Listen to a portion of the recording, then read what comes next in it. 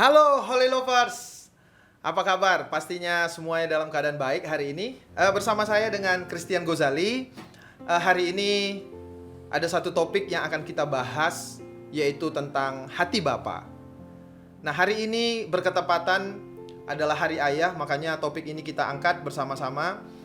Dan kesempatan hari ini juga bersama saya ada seorang narasumber, yaitu seorang gembala yang ada di daerah Tanah Karo, yaitu di GPDI Ora et Labora. Dan beliau juga adalah seorang majelis daerah di Biro Pendidikan dan Pengajaran. Dan yang tidak kalah baiknya adalah, yang pasti adalah beliau adalah seorang ayah dari 2 anak. Nah, bersama saya hari ini yaitu Pastor Rante Tarigan. Oke, selamat datang Pak Rante. Pak Christian, ya. Puji Tuhan. Puji Tuhan. Apa kabar Pak? Baik, luar biasa. Luar biasa. Yes. ini seorang ayah nih gitu ya. Nah, saya senang sekali bisa bersama Bapak hari ini. Ya. Dan hari ini kita akan berbicara banyak soal tentang hati Bapak kepada anaknya. Ya. Bukan hanya hati Bapak kepada anaknya, tapi juga kita mau tahu nih Pak, banyak hal tentang hati anak juga kepada bapaknya, gitu ya.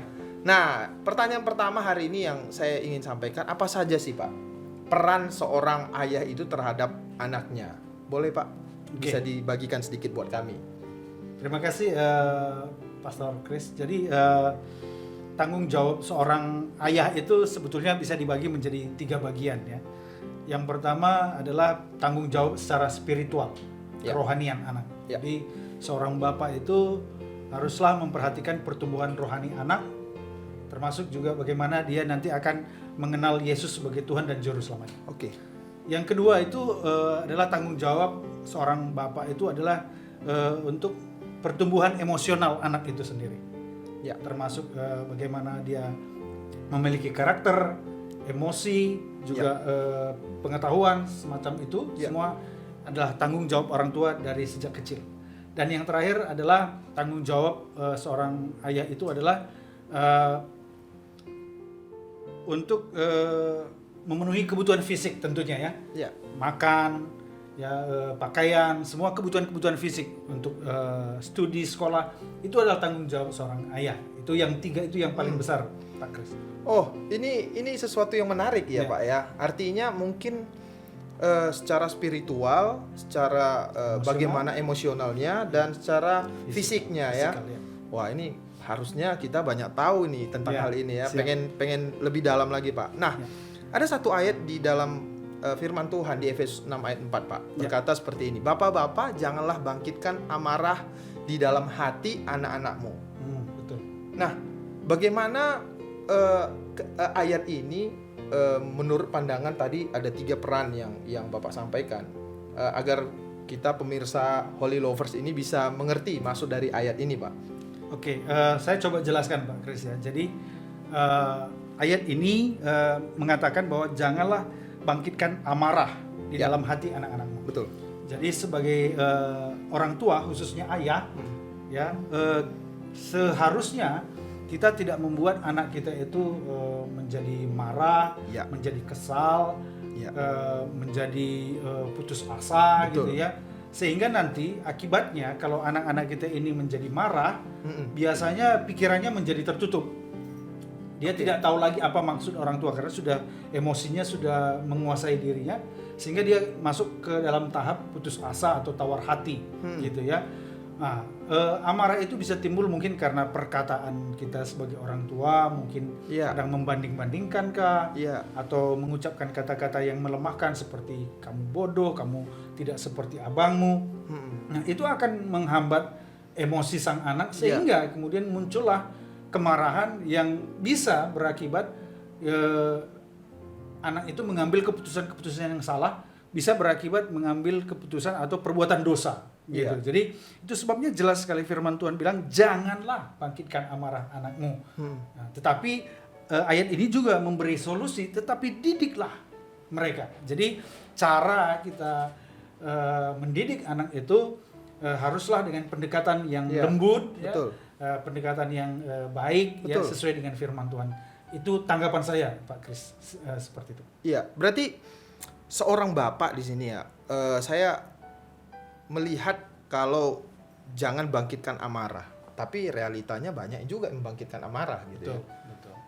Mungkin ada banyak faktor paling ini yang sering terjadi di antara bapak-bapak gitu ya, kepada anaknya. Kira-kira faktor apa aja yang sering membuat seorang bapak itu marah gitu Pak kepada anaknya? Ya, kita ada pelayanan pemulihan hati bapak, ya itu kita sering kali menemukan apa yang membuat seseorang sering marah kepada anak itu. Salah satu faktor utama itu adalah pengalaman pribadi sang bapak itu sendiri. Nah, oke. Jadi di masa kecil dia diperlakukan seperti itu juga oleh bapaknya. Wah, ini nih. Jadi apa yang dialami sekarang? Jadi manusia itu kan termasuk terdiri dari jiwa juga kan, pikiran, perasaan, kehendak. Nah, itu dibentuk oleh pengalaman masa lalu. Dan biasanya seperti pepatah berkata, buah itu akan jatuh tidak jauh dari pohonnya. Iya, benar Pak. Iya, benar. Waktu kecil dia sering dipukul, ada kecenderungan dia akan mau memukul anak. Kalau di masa kecil dia sering diperlakukan, dikata-katain dengan kasar, maka memori itu akan muncul ketika dia emosi. Nah, itu bisa dibilang di bawah alam sadar atau apa, dan itu yang kita banyak temui sekali. Dan Alkitab juga pasti sudah menjelaskan, itu sebabnya dikatakan kita harus mengampuni supaya nanti kita diampuni. Nah, sering kali bapak-bapak itu belum pulih ya, belum selesai dengan dirinya. Sehingga itu akan mempengaruhi cara mendidik anak seperti tadi, ya. Wah. Ya. Berarti ini penting banget ya Pak ya, di sebelum pernikahan itu, sebelum jadi seorang ayah itu benar-benar perlu dibekali dong Pak ya, untuk bagaimana dia hidup sebagai seorang ayah nantinya. Betul. Karena ayah ini sebagai imam. Betul, gitu ya Pak. Betul. Nah, kalau begitu ini ada hubungannya dengan Amsal 23:13 Pak. Kan di sana dikatakan gini, itu mengisyaratkan bahwa seorang ayah ini boleh memukul anaknya gitu ya. Nah, jadi bapak-bapak ini kan, wah, di Alkitab itu kan ada ini gitu ya, boleh pakai rotan gitu ya. Nah, itu dalam konteks masa sekarang memukul anak kelihatannya ini sangat melanggar undang-undang perlindungan anak. Lalu, bolehkah seorang bapak itu memukul anaknya? Jika boleh, adakah kondisi tertentu yang harus dipenuhi? Atau dalam kondisi apa aja dia bisa mukul anaknya, dalam kondisi apa dia nggak bisa mukul anaknya? Atau ada range usia? Nah, itu bagaimana menurut pandangan Pak Pranto? Ya, oke. Jadi saya tidak bisa mengatakan bahwa saya paling benar ya. Ya, boleh. Setuju. Ya. Jadi, setuju. Tetapi apa yang saya tahu dan saya pelajari, Amsal 13 ayat 24 ya. 23 ayat 13. Ada dua ayat. Ada dua sebetulnya. Termasuk nanti Amsal 13:24. Nah, di sana dikatakan sebetulnya bahwa kata-kata itu sebetulnya bukan justru menekankan memukulnya dengan tongkat. Ya, itu satu ayat, tetapi justru sebetulnya siapa yang mencintai anak akan menghajar atau menghukum dia. Iya, menghajar, menghukum. Di atas sana tadi di bagian A dikatakan bahwa tongkat tidak akan membunuh dia segala macam. Nah, orang seringkali menekankan hal itu, padahal sebetulnya yang firman Tuhan ini ditekankan, sebaiknya kalau engkau mencintai dia, didiklah mereka, disiplinlah mereka. Jadi seringkali kita fokusnya ke tongkatnya, mukulnya gitu kan. Gitu ya Pak. Ini yang menarik Pak Kris. Jadi saya kemarin coba bandingkan dari firman Tuhan. Dari 10 terjemahan tentang ayat ini, dari terjemahan lama dan bermacam terjemahan, ternyata ada 10 yang menuliskan itu justru bukan memukul. Mereka katakan ya, saya sedikit mungkin kutip beberapa hal. Silakan Pak. Mengajarnya dengan rajin, mengajarinya dari masa muda, ya kan, rajin menggembleng mereka, sering memberi teguran, dan hanya ada satu terjemahan yang berkata berani memukul dia. Jadi kita bisa bilang sebetulnya ini bisa diinterpretasi atau ditafsirkan sebetulnya mendisiplin dia. Mendisiplin. Ya. Jadi kalaupun umpamanya orang mengartikan bisa memukul, nah tadi Pak Kris tanya saya kan, apakah ada syarat tertentu betul sampai bisa dipukul? Sebetulnya sekarang ada undang-undang Iya, juga benar. ya. Iya, ini dia. Kalaupun dari Alkitab sebetulnya tidak mendukung dari terjemahan itu bisa memukul dalam kondisi. Nah, ada beberapa kondisi yang boleh saya sampaikan di sini dari juga undang-undang perlindungan anak segala macam. Tetapi yang paling penting bagi saya begini. Bisa tidak bahwa memukul anak ini yang pertama yang paling penting. Dalam usia kalau disebutkan di sini sampai hanya umur 2 tahun. Paling lama umur 2 tahun. Ya, dari kecil dari umur 18 bulan. Ada yang bilang sampai 18 bulan, ada yang 2 tahun. Ya, ini pendapat orang ya, saya kutip Pak Chris. Nah, dan itu katanya adalah last resource. Artinya ini adalah pilihan terakhir. Iya, last resource. Ya, sehingga kita bisa melakukan itu. Ya. Dan yang ketiga, dan ini harus dipenuhi semua. Itu dilakukan karena anak itu sedang dalam bahaya. Iya. Contoh, umpamanya anak itu sedang mau lari ke jalan raya. Iya. Kemudian seorang bapak tentu bisa harus merebut dia atau mendorong dia. Atau anak umpamanya memegang pisau yang tajam, kan? Sudah mau potong atau tangannya melihat berbahaya, kita tepis kan? Nah, saya rasa hal seperti itu ya, atau umpamanya dia mau memukul adiknya dengan kayu, kita tepiskan. Nah, saya sependapat seperti itu Pak Chris. Tapi kondisi berbahaya ya, kondisi betul, berbahaya. dan itu adalah pilihan terakhir. Karena kita percaya bahwa firman Tuhan berkata, didiklah anakmu dengan rajin, itu lebih baik. Kalau engkau mencintai anakmu, saya rasa firman Tuhan itu lebih berkuasa. Tolong dihindarkan ya. Kalau bisa itu pilihan terakhir untuk dalam keadaan bahaya. Itu yang bisa saya mungkin beritahu. Dan ada tambahan sedikit Pak Chris. Alangkah indahnya setiap kali kita memberi disiplin anak, kita harus beritahu alasannya. Setelah mungkin dia menangis, beritahu alasan. Yang kedua, peluklah mereka. Supaya mereka tahu bahwa hati kita mengasihi dia. Setuju sekali Pak. Wah, ini Holy Lovers, hari ini kita benar-benar sangat diberkati oleh Tuhan ya, lewat apa yang kita bahas hari ini. Dan saya semakin penasaran nih gitu ya. Bersama Pak Rante hari ini, satu hal yang saya tangkap di sini adalah kalau kita jangan pakai alat tuh sembarangan gitu ya, mengizinkan memukul itu. Tapi lihat lebih dalam, ayat ini berkata bukan harus memukul ya Pak ya. Kesimpulan saya sampai sejauh ini adalah kita nggak boleh sembarang mukul anak, tapi justru didiklah mereka. Dengan rajin.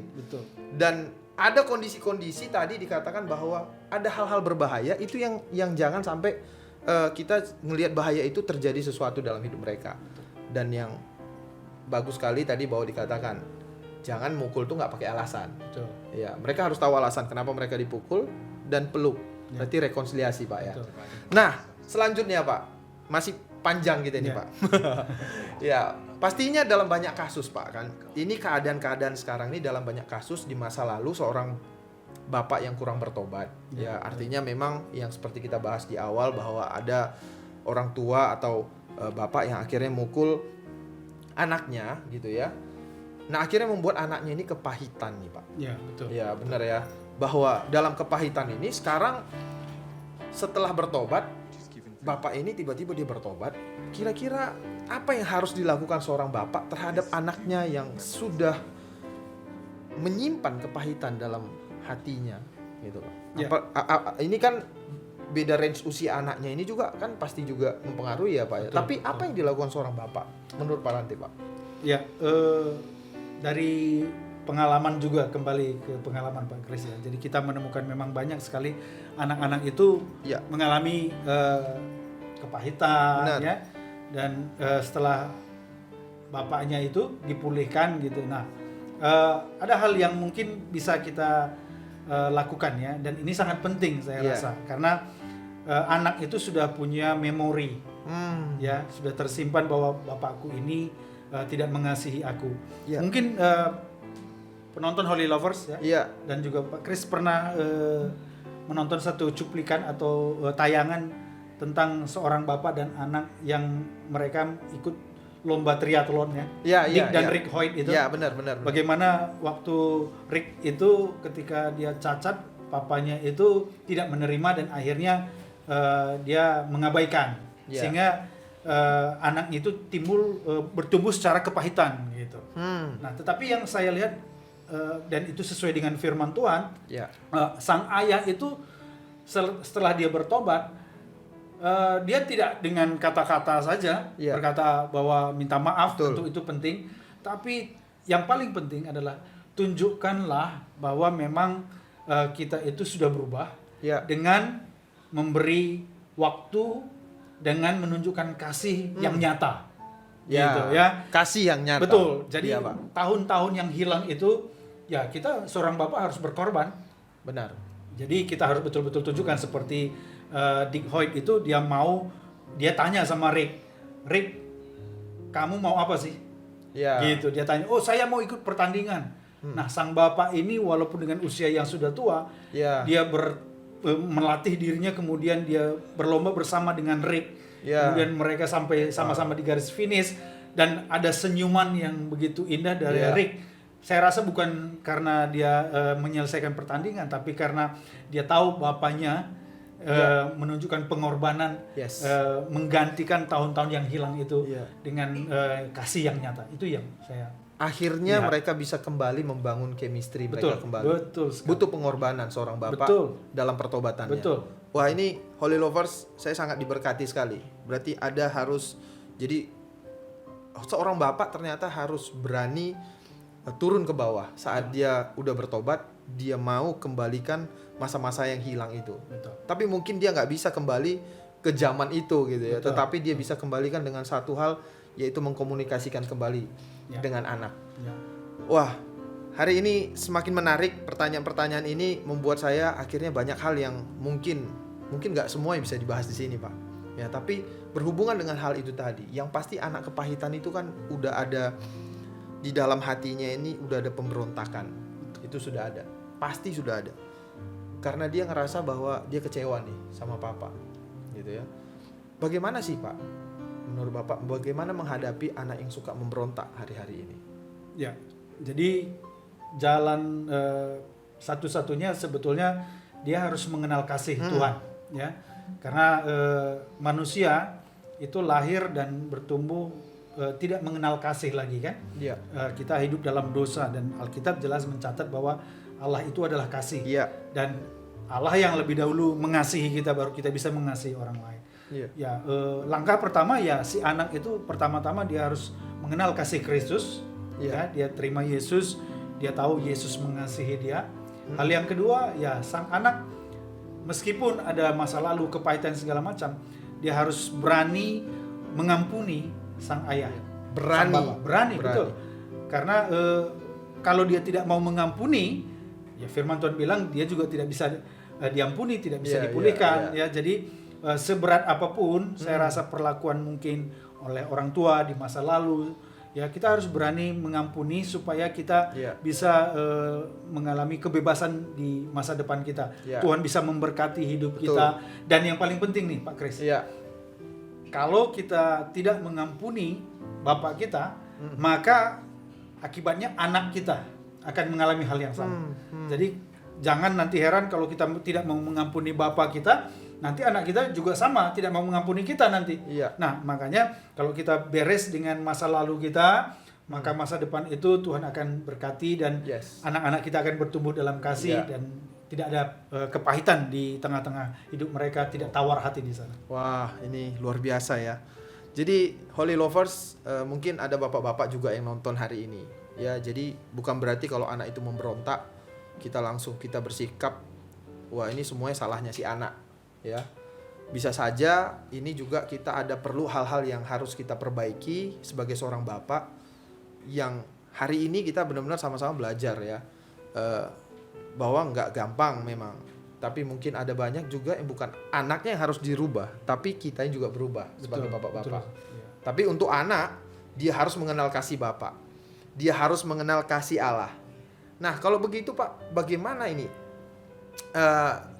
Tips-tips ya, boleh Kak Bapak kasih tips-tips sedikit untuk mendidik anak supaya mereka menjadi generasi yang takut akan Tuhan. Karena saya melihat gini Pak, sekarang ini terlalu mudahnya ya anak-anak sekarang atau generasi ini sensitif banget nih Pak.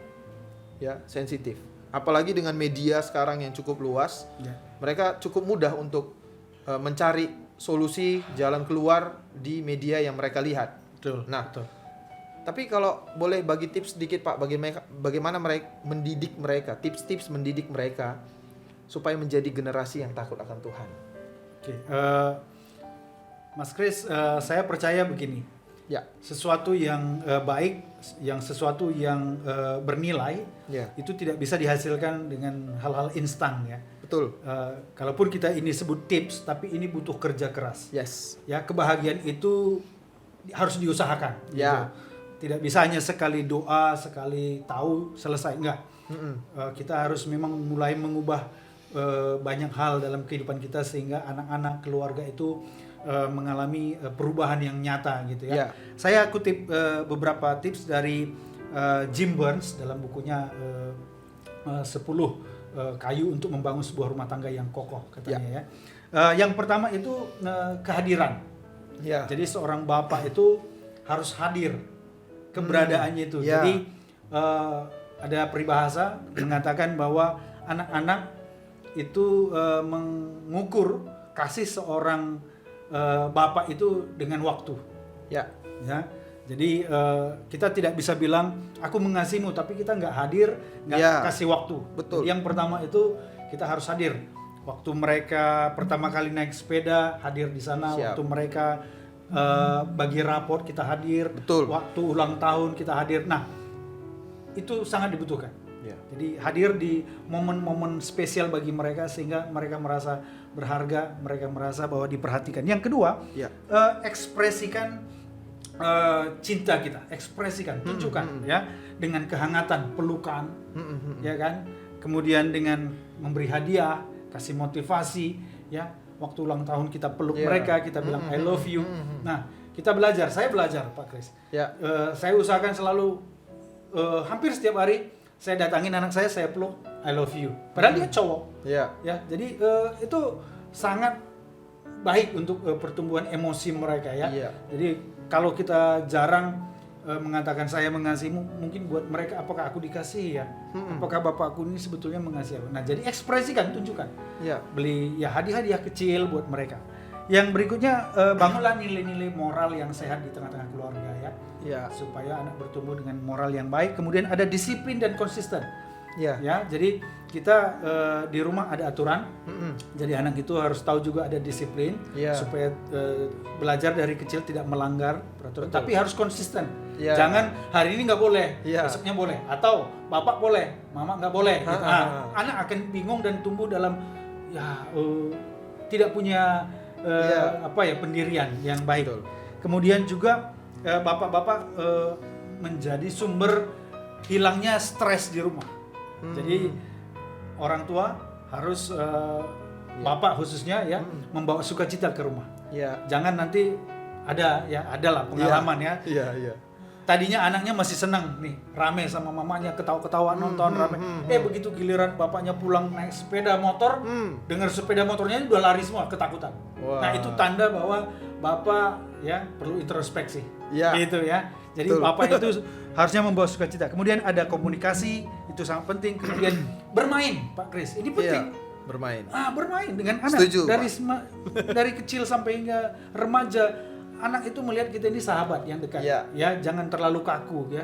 Jadi kemudian juga cintai pasanganmu. Saya kutip satu peribahasa, dia bilang begini, hadiah terbesar seorang bapak kepada anaknya adalah bukan uang, bukan gadget, tetapi ketika dia melihat bahwa pria ini, yaitu bapaknya itu, begitu mencintai orang yang melahirkan dia. Itulah hadiah terbesar seorang bapak kepada anak. Waktu dia lihat papanya mencintai betul-betul mamanya, itu sebuah hadiah terbesar buat mereka. Dan yang berikut sedikit lagi, tadi seperti Pak Kris singgung ya, coba di keluarga itu kita buat tidak fokus kepada benda-benda ya. Jadi ulang tahun dikasih gadget segala macam. Betul. Gimana kalau kita ganti gitu kan, hal-hal yang buat membangun hubungan. Ya, mungkin makan malam berdua dengan anak cewek, pacaran gitu. Betul, seperti itu, ya. Jadi sesuatu yang membangun hubungan. Jangan kasih itu dibangun atas Betul, dasar benda-benda gitu. Kemudian yang terakhir tapi bukan yang tidak penting adalah pertumbuhan rohani keluarga itu harus diperhatikan. Yes. Apakah anak saya sudah terima Yesus? Apakah anak saya bertumbuh baca firman, beribadah, melayani di gereja? Itu tips-tipsnya. Tapi ini butuh kerja keras. Dan konsistensi, Pak Chris. Wow, ini luar biasa Pak. Saya sangat dikuatkan sekali. Karena hari-hari ini penting sekali untuk bagaimana kita sebagai bapak untuk bisa membangun hubungan yang baik ya kepada anak-anak. Nah, tadi Pak, saya sangat menarik sekali ya beberapa poin-poin yang membuat saya mengingatkan satu hal Pak. Jadi kenapa sih ya banyak anak-anak sekarang itu, ini kan kalau kita bicara kondisi mendidik mereka mulai dari kecil nih harus seperti ini Pak. Nah, tetapi kan ternyata ada fasenya mereka itu sudah bertumbuh besar, tapi mereka udah kelewatan dengan hal-hal ini. Betul. Sehingga mereka waktu kecil itu nggak dapat pelukan, sehingga mereka cari pelukan di luar. Akhirnya dijawab di sini. Jadi supaya anak-anak bapak yang ada di rumah saat ini jangan sampai pelukan itu dapatnya dari luar, tapi dia harusnya dapatnya dari dalam ya Pak ya. Wah, ini keren nih Pak. Jadi ini menjawab yang selama ini yang mungkin saya pikirkan, bahwa banyak orang justru kehilangan pelukan di rumah, makanya dia cari pelukan di luar. Betul sekali. Wah, ini kita lanjut lagi nih Pak. Ya, jadi kalau tadi itu hal-hal apa saja Pak yang tidak boleh lah dilakukan seorang bapak dalam mendidik anaknya Pak, yang pasti masih berhubungan dengan poin yang kita bahas tadi di sebelumnya, bahwa hal apa saja yang tidak boleh dilakukan oleh seorang bapak dalam mendidik anaknya Pak. Betul. Kembali ke ayat firman Tuhan tadi ya, janganlah membuat anakmu tawar hati ya. Jadi marilah kita bapak-bapak itu mendidik dengan penuh kelembutan, komunikasi yang baik, kemudian hindari ya. Tadi seperti memukul itu adalah pilihan terakhir sekali ya. Betul. Itu pun dengan dalam keadaan bahaya. Karena kalau kita sekali sudah mulai pukul, nah kita jadi terbiasa. Jadi hindari juga memukul, kemudian komunikasi yang baik ya. Jadi jangan sampai kita kehilangan komunikasi, terlalu sibuk bekerja cari uang ya, akhirnya nanti waktu tua kita akan menyesal. Banyak penyesalan, banyak saya bertemu dengan orang tua, ayah yang menyesal kenapa setelah tua anakku kurang perhatian. Itu pasti dimulai dari masa kecil yang anaknya merasakan. Kita tidak bisa salahkan siapapun, tapi ayo orang-orang tua ya, janganlah membuat tawar hati anakmu dengan ucapan tindakan kita ya, itu sangat penting supaya nanti anak kita bertumbuh dengan baik.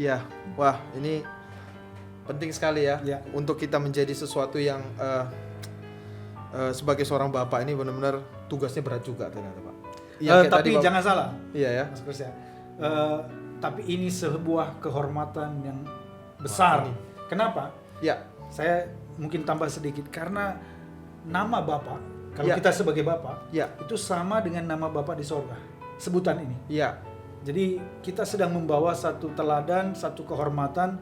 Nama bapak di sorga itu ditaruhkan sebagai seorang bapak di bumi. Artinya Tuhan percaya kita menjadi seorang bapak seperti bapak di sorga, dan kita bisa menjadi teladan sehingga anak-anak kita akan mengenal bapak di sorga. Itu peran yang sangat penting seorang bapak. Justru jangan pikir ini jadi satu beban, tapi ini sebuah kehormatan. Bahkan enjoy being a father. Enjoy jadi seorang bapak. Makanya kalau saya setiap kali pulang ke rumah Pak, saya udah ditunggu di depan rumah. Terus saya langsung jadi kuda-kudaan Pak. Mantap. Itu dia. Itu yang kita cari. Jadi kuda-kudaan karena mungkin selama ini ada banyak anak-anak merasa mereka itu stres di rumah Pak. Betul sekali. Stres di rumah ya, seperti yang kita bahas tadi sempat Bapak singgung, bahwa anak-anak itu justru waktu dengar suara sepeda motor bapaknya jadi orang yang paling ditakuti kan. Betul. Jadi waktu dengar klakson sepeda motor atau apapun itu, wah, bapakku pulang lari. Bukan disambut, Pak, sedih banget gitu Pak. Betul. Buat saya secara pribadi, saya miris banget kalau sampai anak saya datang nggak ada yang nyambut. Betul sekali. Tapi setiap kali datang itu menjadi sebuah kebanggaan pasti sebagai seorang bapak. Ditunggu-tunggu, dinanti-nantikan. Misalnya pulang dari sini, saya ditunggu-tunggu di rumah. Ya kan, betul. itu satu hal yang menyenangkan, Pak. Betul sekali. Tapi itu sesuatu yang harus dibangun ya, Pak. Ya. Betul. Proses benar-benar. Proses untuk kerja keras. Wah, ini Holy Lovers benar-benar hari ini sangat menguatkan kita bahwa jangan sampai peran seorang bapak itu jangan dianggap sebagai satu beban, tapi sebuah kehormatan. Betul. Karena gambaran bapak itu ada dalam diri kita. Betul. Nah, hari ini juga satu pertanyaan lagi, Pak. Ya, sebenarnya masih banyak pertanyaan nih, Pak ya. Ya, tadi juga sudah sempat disinggung ya, cara menjadi seorang ayah yang disenangi dari 10, ada beberapa tadi yang poin. Betul. Menjadi seorang ayah yang disenangi ya. Dan menjadi seorang bapak di rumah itu seperti apa gitu ya. Betul. Nah, kalau hari ini saya coba memikirkan satu hal, Pak. Bagaimana menjadi seorang bapak yang ramah dengan anak ya. Ketika orang itu sendiri, ketika masih anak-anak sama sekali tidak merasakan persahabatan dari orang tua. Malah justru yang ada adalah kekerasan. Ya. Nah, bagaimana cara menjadi bapak yang ramah dengan anak? Ya, walaupun tadi ada beberapa poin-poin, mungkin ada beberapa pendekatan-pendekatan itu ke anak itu seperti apa, Pak? Boleh nggak? Ya, kalau menurut saya, Pak Kris, ini selalu berhubungan dengan hati kita ya. Iya. Jadi kita harus sebagai bapak itu punya hubungan dengan Bapa di sorga dulu. Iya. Itu penting sekali. Karena kasih, betul, apa segala perbuatan itu selalu ada sumbernya kan. Iya. Sukacita, keramahan ya. Mulailah dengan kita semakin dekat dengan Tuhan sebagai Bapak ya kan. Jadi perhatikan rohani kita, dekat sama Tuhan, nanti kasih itu kita tinggal alirkan. Ya, keramahan, sukacita. Jadi Bapak itu adalah sumber segalanya. Dan kemudian kita mengalirkan ya. Jangan takut kalaupun hari ini umpamanya saya merasa sulit ya dekat dengan anak saya. Ya mulai dengan membangun hubungan dengan Tuhan, Bapa di sorga, punya waktu. Bapak-bapak itu ya belajar harus jadi imam ya. Keluarga, berdoa ya, harus sungguh-sungguh gitu ikut Tuhan jadi imam gitu. Nanti kasih Tuhan itu akan memenuhi hati kita. Kemudian kita akan bisa tinggal mengalirkan saja. Mengalirkan. Betul. Karena kita udah merasakan kasih Tuhan, alirkan, dan saya percaya anak-anak akan bisa merasakan kasih Tuhan itu. Bukan justru malah sebaliknya, mereka justru melihat momok ada di rumah gitu ya. Betul. Wah, ini luar biasa, Pak. Jadi buat saya ini peran anak ini peran seorang bapak ini cukup begitu kuat di hadapan anak-anak gitu ya, Pak. Betul. Oke, jadi bapak ya, tadi sumber kata bapak itu sendiri adalah nama Bapa di sorga juga. Artinya apa? Artinya bahwa kita itu adalah perwakilan Allah, representasi dari Allah sendiri. Benar. Anak itu bisa mengenal Bapa di sorga melalui kehidupan Bapa di bumi.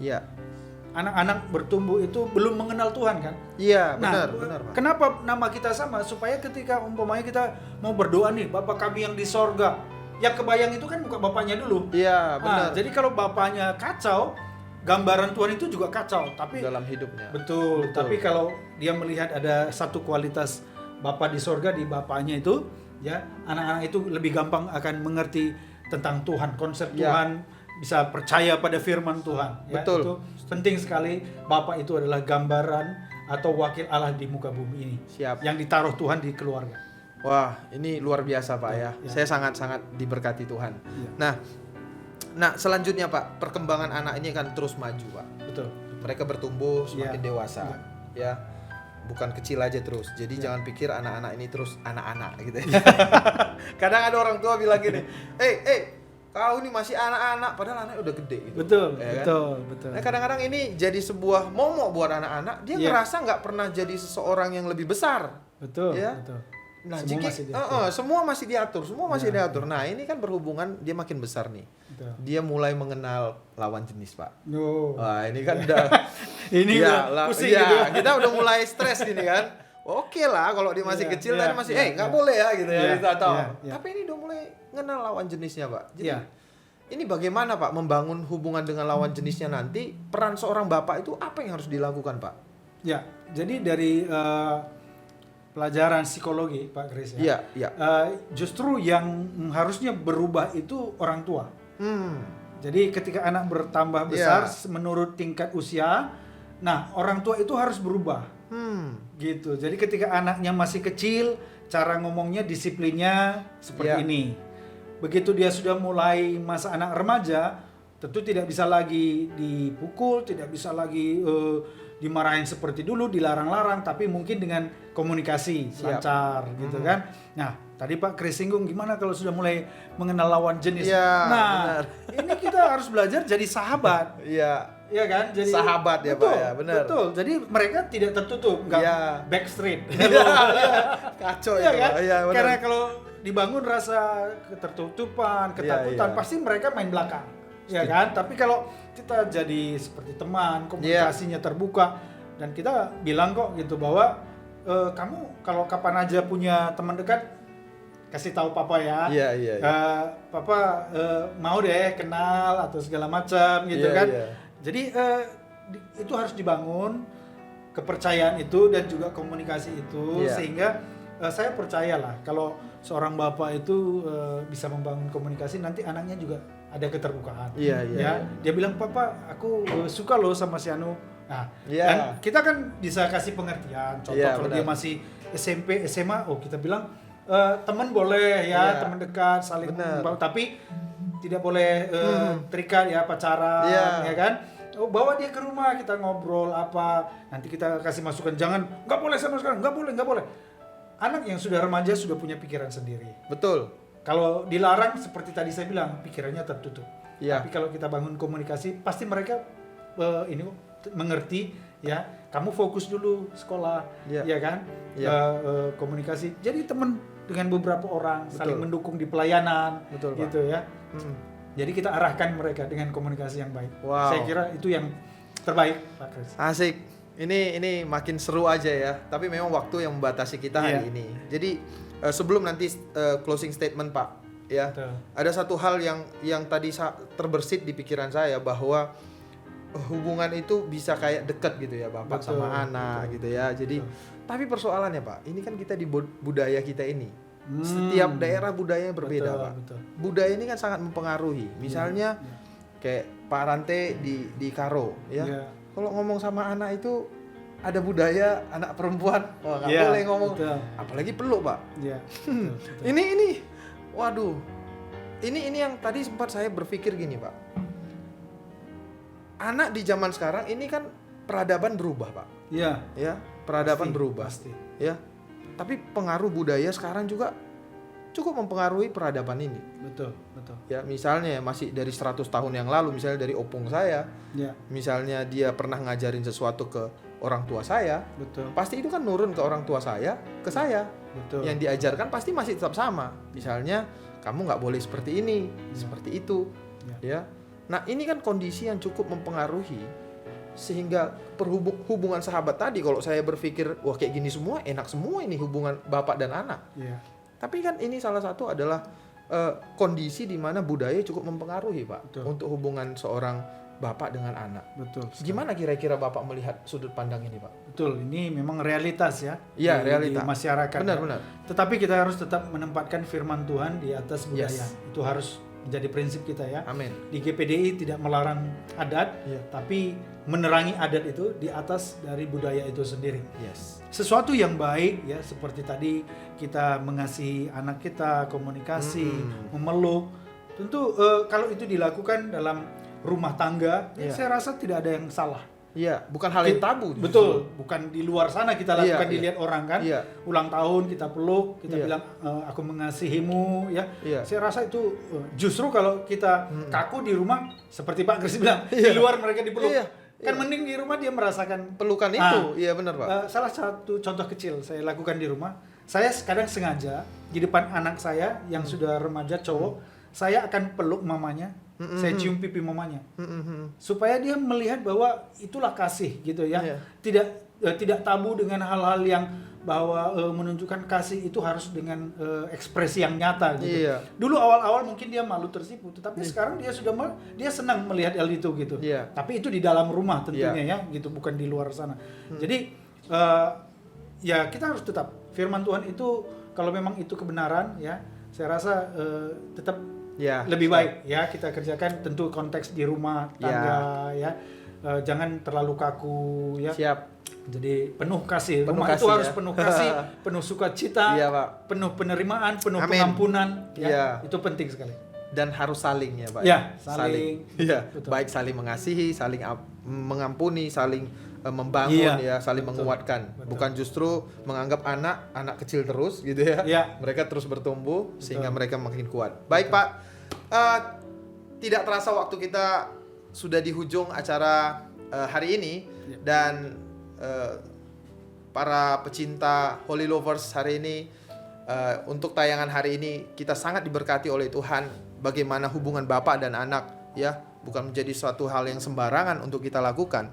Tetapi hari ini ada satu standar yang kita harus miliki, bahwa bapak adalah representasi Allah dalam kehidupannya, dan saya sangat yakin bahwa ini adalah satu kunci di mana kita bisa membangun hubungan yang baik dan peran orang tua atau peran bapak kepada anak. Nah, untuk itu hari ini saya minta Pak Ranti bisa memberikan closing statement-nya untuk menutup diskusi kita hari ini, Pak. Ya. Silakan, Pak. Terima kasih Pak Chris. Jadi Ya.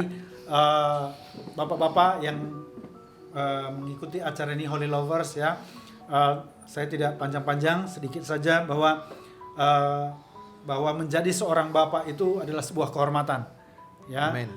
Dan yang berikutnya bahwa Kristus itu adalah teladan bapa kita. Jadi kalau kita tidak tahu bagaimana cara menjadi bapa yang baik, teladani Kristus. Ya. Dekat dengan Tuhan, maka percayalah bahwa nanti Tuhan akan menolong kita semua, walaupun di masa-masa perubahan dalam kehidupan anak kita, kondisi apapun, percayalah Tuhan akan menolong Anda sebagai orang tua. Tuhan tidak pernah meninggalkan Anda sebagai bapa. Itu saja. Amin. Ya. Tuhan berkati, Tuhan Pak. berkati, Terima kasih Pak buat Chris. kehadirannya hari Terima ini, kasih. dan sampai ketemu lagi di Terima kesempatan kasih. yang lain, Pak. Terima kasih. Tuhan berkati. Tuhan berkati. Sampai ketemu. Tuhan Yesus berkati. Tuhan berkati. Kabarkan Injilnya, selamatkan jiwa. God bless you. Jangan lupa subscribe, like, komen, dan share channel ini. Tuhan Yesus memberkati.